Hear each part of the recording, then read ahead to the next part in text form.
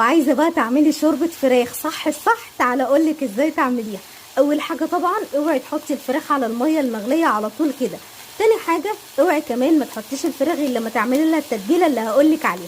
التتبيله بقى عباره عن ايه؟ عباره عن طماطمايه وبصلايه، وكمان لو عندك قرن فلفل رومي تقدري تحطيه.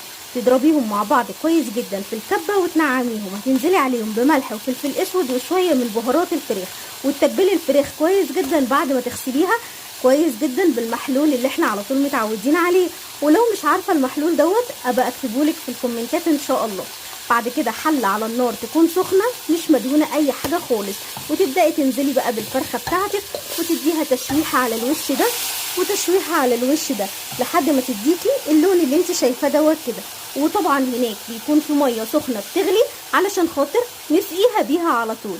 اعمليها بطريقتي واوعدك اللي انت هتدوقي احلى واطعم فراخ